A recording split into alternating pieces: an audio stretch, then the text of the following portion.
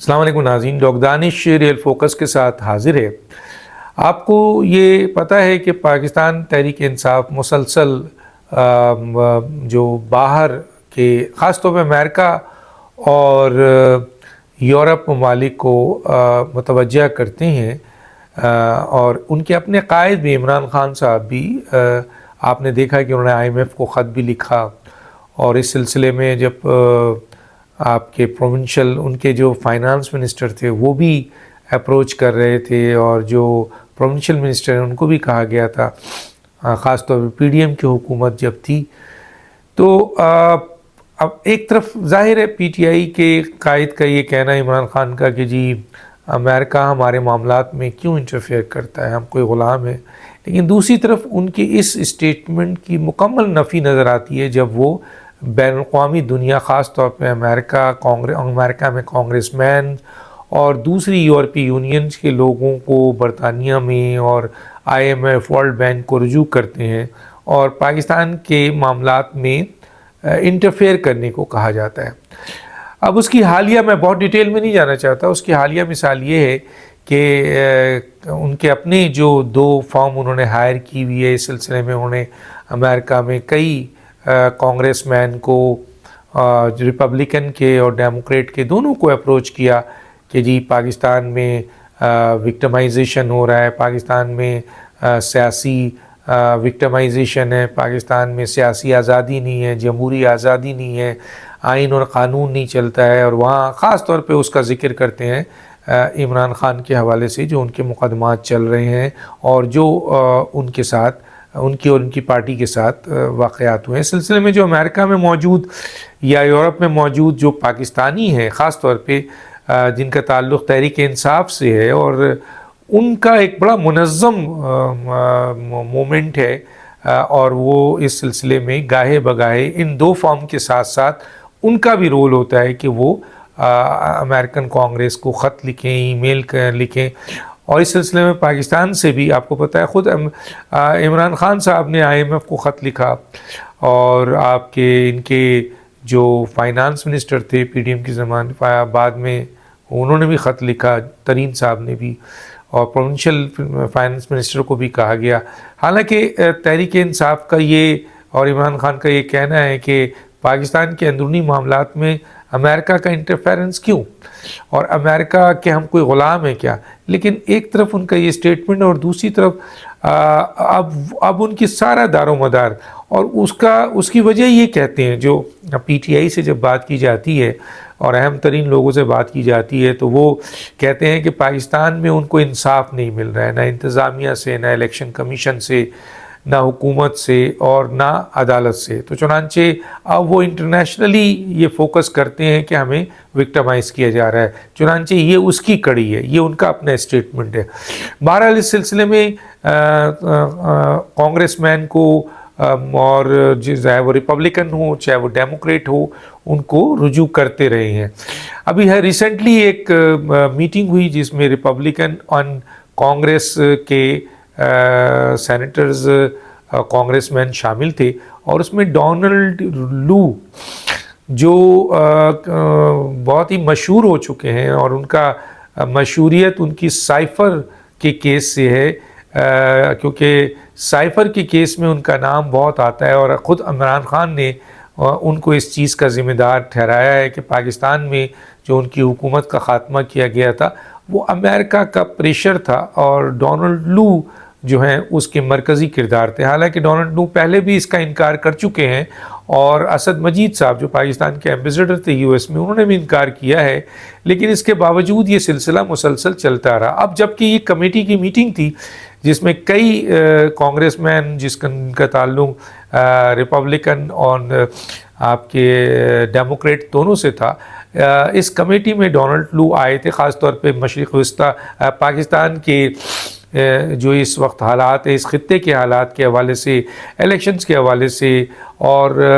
آپ کے انڈیا کی جو ایکٹیویٹیز ہے، پاکستان کی، افغانستان کی، ایران کی، اس کے اوپر انہوں نے بہت سارے سوالات کے جوابات دیے، لیکن اس کے ساتھ ساتھ 2-3 چیزیں جو بہت ہی امپورٹنٹ تھی خاص طور پہ تحریک انصاف کے لیے، وہ یہ تھی کہ یہاں پر یہ ڈسکشن بھی آیا تھا کہ جی الیکشن جو ہے وہ فیئر نہیں ہوئے ہیں۔ اور ڈونلڈ لو نے اس چیز کا اقرار کیا ہے کہ کئی شکایتیں موجود ہیں، لیکن ان کا یہ کہنا تھا کہ ان تمام شکایتوں کے باوجود امریکہ کسی بھی ملک کے انتخابات میں انٹرفیئر نہیں کرتا، یہ کام ان کے الیکشن کمیشن کا ہے۔ ہاں، اس میں کوئی شک نہیں ہے کہ کئی بے ضابطگیاں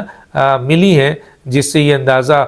لگایا جا سکتا ہے کہ وہاں پہ الیکشنز میں بڑے کویشچنز اٹھے ہیں۔ تو اس کا اظہار تو انہوں نے کیا، اس کے ساتھ ساتھ انہوں نے سائفر کے ایک دفعہ پھر سائفر کا صاف طور پہ انکار کر دیا کہ جی کوئی سائفر ایسا نہیں تھا، کوئی ایسی پلاننگ نہیں تھی، نہ کوئی امریکہ انوالو تھا عمران خان کی حکومت کو انوالو کرنے کے لیے، مکمل طور پہ جھوٹ ہے۔ بلکہ انہوں نے ایک بہت بڑا انکشاف کیا کہ ان کو اور ان کی بیوی کو دھمکیاں ملنی قتل کرنے کی۔ اس چیز کی وضاحت تو انہوں نے نہیں کی کہ یہ قتل کی دھمکیاں کسی تنظیم کی طرف سے ملی، کسی شخص کی طرف سے ملی، کسی ادارے کی طرف سے ملی، یا پی ٹی آئی والوں نے دیا، یا کس نے دیا، اس کا انہوں نے برملا اوپن اظہار تو نہیں کیا، لیکن یہ ضرور بتایا کہ اس سلسلے میں ان کی بیوی کو قتل کی دھمکیاں بھی ملی ہیں۔ اب امریکن سفیر کو قتل کی دھمکیاں اگر ملی ہیں تو وہ کوئی عام معمولی آدمی نے تو نہیں دیا ہوگا، اور ڈونلڈ لو یہاں پہ سچ کہہ رہے ہوں گے، کیونکہ یہ بات اتنی ایسی نہیں تھی کہ اس کے اوپر جرح کیا جاتا ہے۔ چنانچہ اس بات کی امید کی جاتی ہے کہ اس قسم کی دھمکیاں پوری دنیا میں مختلف لوگوں کو ملتا ہے۔ اگر امریکن سفیر کو ملی تو اس کی وجہ ڈیٹیل میں انہوں نے نہیں بتائی، لیکن انہوں نے اس بات کا ذکر ضرور کیا ہے۔ اب سوال یہ پیدا ہوتا ہے کہ دھمکیاں ان کو ملی، اور دھمکیاں اگر ملی ہیں تو امریکہ کے سفیر کو دھمکی ملی ہے تو کم از کم امریکہ کے سفیر کو ایکسپوز تو کرنا چاہیے تھا اور ان کو پکڑنا چاہیے تھا، کیونکہ امریکہ کے پاس تو دنیا بھر کی ٹیکنالوجی ہے اور وہ دنیا کے کسی بھی خطے میں گھس کر جو ہے وہ کام کر سکتا ہے۔ تو ڈونلڈ لو اور اس کی بیوی کو اگر دھمکیاں ملیں تو کیا وجوہات ہے کہ ڈونلڈ لو نے یہ اس کے اوپر کارروائی نہیں کی، یا امریکہ سے یا اسٹیٹ ڈپارٹمنٹ سے یہ درخواست نہیں کی؟ اس میٹنگ میں انہوں نے اس کا ذکر ضرور کیا۔ دوسری طرف ان سے جو گفتگو کی گئی اس میں ایک بہت ہی اہم پوائنٹ ریز کیا، اور وہ بریٹ شیرمین ہے جو ہمیشہ سے پی ٹی آئی کو سپورٹ کرتے رہے ہیں۔ لگتا یہ ہے کہ پی ٹی آئی کے جو معاملات ہیں، جو ان کی جو آپ کے لوگ ہیں، اور خاص طور پہ ہیوسٹن کے کچھ اہم ترین لوگ جو پی ٹی آئی سے تعلق رکھتے ہیں، ان کا بریٹ شیرمین سے بہت گہرا تعلق ہے، اور گائے بگائے بریٹ شیرمین اس قسم کے بیانات دیتے رہے ہیں جو عمران خان کے فیور میں تھے۔ لیکن یہاں پہ انہوں نے کانگریس مین میں ڈونلڈ لو کو مخاطب کر کے کہا کہ جی عمران خان جو جیل میں ہے، آپ ان سے جا کے ملاقات کریں اور یہ دیکھیں کہ ان کے کیا تحفظات ہیں، آیا ان کو انصاف مل رہا ہے یا نہیں مل رہا ہے۔ یہ ان کی کانگریس مین کمیٹی میں یہ بریٹ شیرمین کی اور ایک اور جو کانگریس مین تھے ان کی یہ ڈونلڈ لو کو ہدایت تھی، کمیٹی کے حساب سے ہدایت تھی۔ اب دیکھتے ہیں کہ ڈونلڈ لو اس پر عمل کرتے ہیں، جاتے ہیں، کیونکہ ظاہر ہے وہ ایک سرکاری افسر ہیں، اپنی حکومت کے ماتحت ہیں، اور اس وقت جو حکومت ہے جو بائیڈن کی ہے، جو بائیڈن اس چیز کی اجازت دیتا ہے نہیں دیتا ہے، یہ ایک الگ مسئلہ ہے۔ لیکن صورتحال یہ ہے کہ یہ چیزیں اب میرا خیال ہے یہ کوئی بہت ہی پہلی دفعہ کم از کم مجھے یہ دیکھنے کو ملا کہ ایک بڑے کمیٹی کے اندر جس میں کانگریس میں کے ریپبلکن اور ڈیموکریٹ کے سینیٹر موجود تھے، اور اس میں پاکستان، ایران، افغانستان، دہشت گردی، امریکہ کا رول، دیگر معاملات کو ڈسکس کیا گیا۔ وہیں پاکستان کے الیکشنز کو اور عمران خان کے جو ان کو سزا دی گئی ہے اس حوالے سے وہاں پر بات چیت ہوئی، اور اس کے ساتھ ساتھ سائفر کا اہم ترین کیس بھی کافی ڈیٹیل میں ڈسکس کیا گیا۔ بہرحال کہتے یہ ہیں کہ جی کمیٹی مطمئن تھی سائفر کے اسٹیٹمنٹ پہ، ڈونلڈ لو پہ۔ اب سوال یہ ہے کہ اس کے اوپر اب سیاست ہوگی، اور دیکھنا یہ ہے جو بہت ہی امپورٹنٹ ہے، آیا کہ بریٹ شیرمین اور جو دوسرے لوگوں نے ڈونلڈ لو کو کہا ہے کہ وہ عمران خان سے ملاقات کریں، تو اگر وہ عمران خان کے پاس ملنے جاتے ہیں جیل میں تو یہ تحریک انصاف کے لیے اور ان کی سیاست کے لیے اور ان کی اسٹیٹمنٹ کے لیے نئی روح ہوگی۔ دیکھتے ہیں کیا ہوتا ہے۔ ڈاکٹر دانش کو یاد دیجیے۔ اللہ حافظ۔